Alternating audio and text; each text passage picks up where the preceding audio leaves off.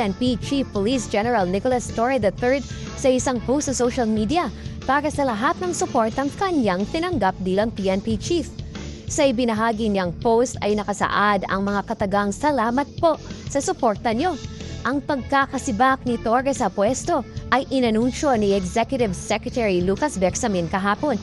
Si Torre na ika-31 PNP Chief na naupo sa pwesto noong June 2 ngayong taon ay pinalitan ni Lieutenant General Jose Melencio Nartates Jr.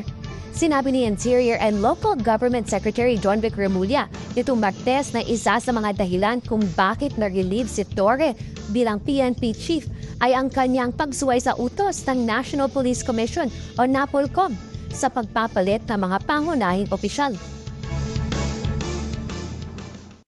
Nagpasalamat si dating PNP Chief Police General Nicolas Torre III sa suporta ng publiko. Sa verified Facebook account, ibinahagi ni Torre ang post ng isang Facebook page na nakasaad na sa bawat laban sa ringman o sa serbisyo, ang tagumpay ay laging para sa taong bayan.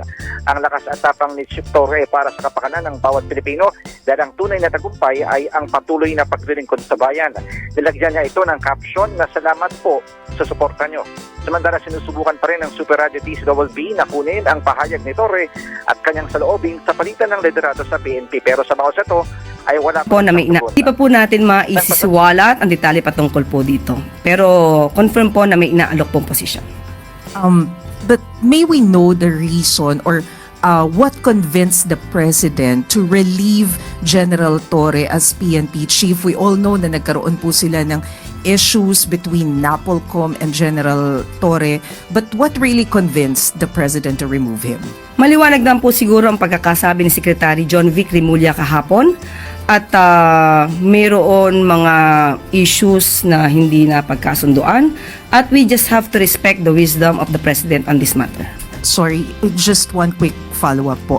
Pero ganun po ba katindi yung naging issue? Because despite the things that were accomplished by General Torre, he led the arrest of former President Duterte, kay Pastor Quiboloy, and this messy transition could have been prevented if the position was announced first, the new position was announced first before he was relieved. So, what really happened? Huwag naman natin masabi nagkaroon ng messy transition because nagkausap naman po sila at alam po natin na naiintindihan ni General Torre kung ano yung naganap at nirerespeto rin po niya kung ano po yung naging desisyon ng Pangulo.